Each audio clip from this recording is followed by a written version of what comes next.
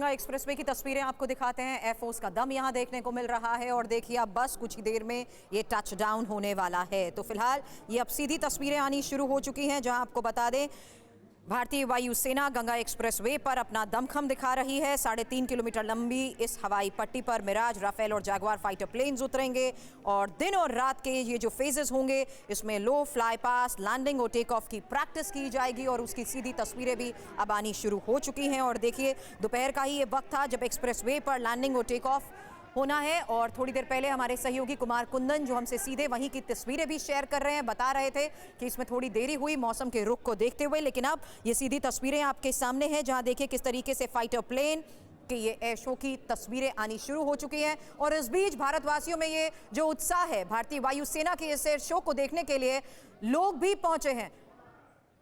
Recce करके गया है और अब धीरे से दूसरा विमान भी यहाँ पे आने वाला है। तो जो आपको तस्वीर दिखा रहा हूँ, चारों तरफ धूल उड़ रहे हैं, मौसम बहुत बढ़िया नहीं है, इसके बावजूद भी ये विमान इतने नीचे से निकल के जा रहा है। तो विपरीत स्थितियों में जो पूरा मूवमेंट दिखाते हुए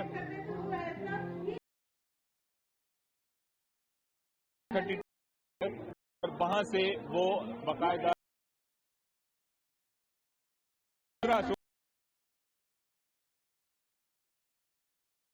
एक तरफ से और दूसरी तरफ से आना मूवमेंट हो रहा है और यह मूवमेंट बता रहा है कि किस तरीके से आने वाले दिनों में गंगा रिपोर्ट हमारे सहयोगी कुमार कुंदन हमें दिखा रहे हैं, बता रहे हैं इस बारे में। राफेल, जैगुआर, मिराज लैंड और टेक ऑफ करेंगे। आज और कल दिन रात एयरफोर्स की इस एक्सरसाइज की ही शुरुआत हो चुकी है और इस बीच ये सीधी तस्वीरें गंगा एक्सप्रेसवे से आप देख रहे हैं। गंगा एक्सप्रेसवे यूपी का चौथा ऐसा एक्सप्रेसवे जिसमें हवाई पट्टी है और दिन और रात जिस तरीके से यहाँ पर टेक ऑफ करते हुए, लैंडिंग और टेक ऑफ करते हुए ये फाइटर प्लेन्स नजर आएंगे, उसकी फिलहाल शुरुआत हो चुकी है। इस अभ्यास की ही अब सीधी तस्वीरें सामने आ रही हैं जहां गंगा एक्सप्रेसवे पर एयरफोर्स का ये दम नजर आ रहा है। और इस बीच आपको बता दें दूर दराज से अब लोग भी इस वक्त वहां पर मौजूद हैं।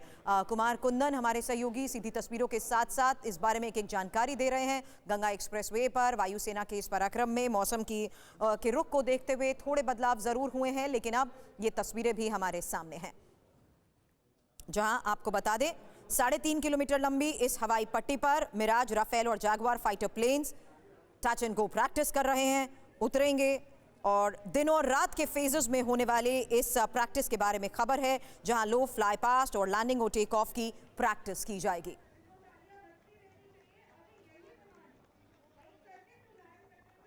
तो अब गंगा एक्सप्रेसवे से ही आपको TV9 भारतवर्ष ये सीधी तस्वीरें दिखा रहा है जहां फाइटर जेट्स की लैंडिंग, टच एंड गो की इस प्रैक्टिस की शुरुआत हो चुकी है। दोपहर का ये वक्त था जब एक्सप्रेसवे पर लैंडिंग और टेक ऑफ की ये शुरुआत हो रही है और इस बीच आपको बता दें अलग अलग फेजेस में होने वाली प्रैक्टिस के बीच ये खास तस्वीरें अब आनी शुरू हो चुकी हैं जहां गंगा एक्सप्रेसवे पर वायुसेना का पराक्रम देखने को मिल रहा है।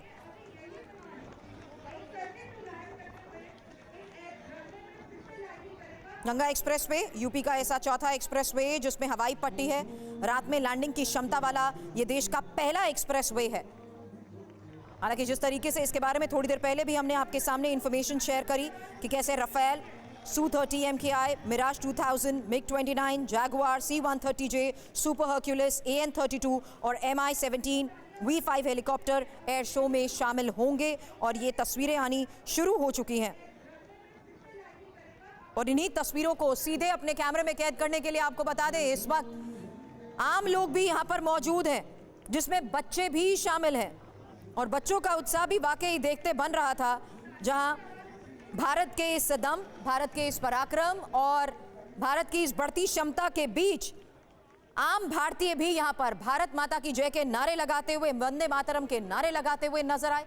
कुमार कुंदन हमारे सहयोगी के कैमरे के थ्रू ये सीधी तस्वीरें इस वक्त आप देख रहे हैं जो एक जानकारी हम तक पहुंचा रहे हैं कि भारत कि किस तरीके से इसी बढ़ती क्षमता की एक तस्वीर आज पूरी दुनिया के सामने है, जहां इस एयर शो की शुरुआत हो चुकी है। हालांकि धूल भरी आंधी जिस तरीके से चल रही थी, मौसम के रुख को देखते हुए एयर शो की शुरुआत में थोड़ी देरी जरूर हुई, लेकिन अब इसी अभ्यास की तस्वीरें आनी शुरू हो चुकी हैं, जहां गंगा एक्सप्रेसवे पर फाइटर जेट्स की टच एंड गो प्रैक्टिस की शुरुआत हो गई है।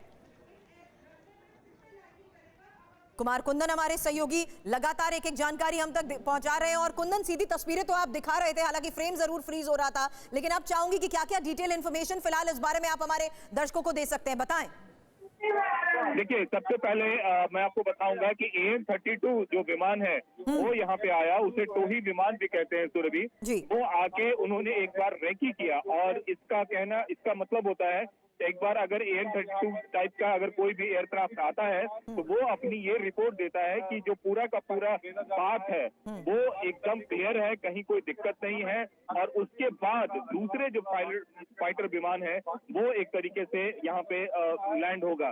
तो जो पहला फॉर्मेशन है वो AN-32 का था, जो जिसे कि ट्रांसपोर्ट व्हीकल भी कहते हैं या फिर ट्रांसपोर्ट एयरक्राफ्ट भी कहते हैं, और इसको तकरीबन 200 मीटर की ऊंचाई से उड़ाया गया। और AN-32 के उड़ते के साथ ही वो AN-32 पूरा का नीचे होते हुए और यहाँ पे तकरीबन 5 किलोमीटर के एयर स्ट्रिप पे वो उड़ा, और उड़ने के बाद पूरा फॉर्मेशन बनाते हुए और उसके बाद जाके वो टच डाउन किया।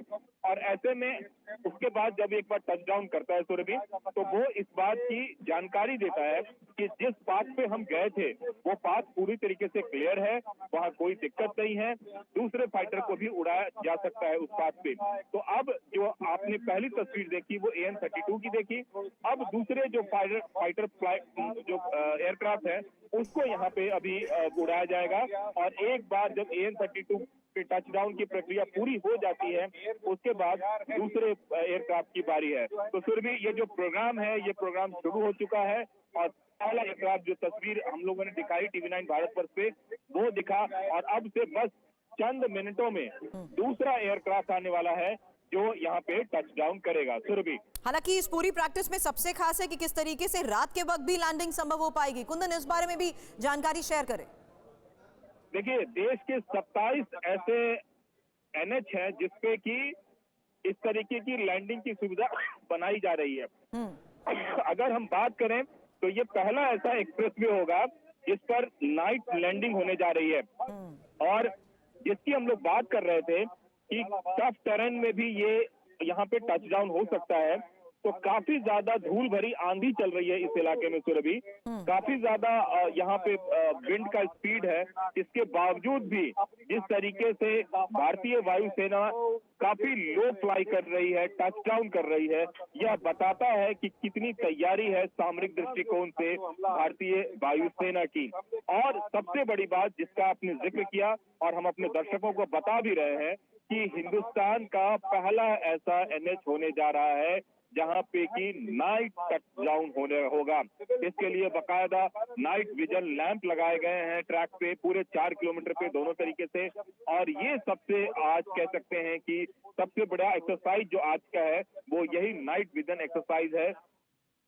रात को एयरक्राफ्ट टच डाउन करेगा और फिर यहाँ से निकलेगा। तो निश्चित रूप से सुरभि, अभी जो हो रहा है वो तो पहले भी कुछ NH पे हो चुका है। जैसे कि अगर हम बात करें आगरा की बात करें तो 2015 में मिराज ने लैंड किया था, आपको याद होगा, आगरा ग्रेटर नोएडा के बीच।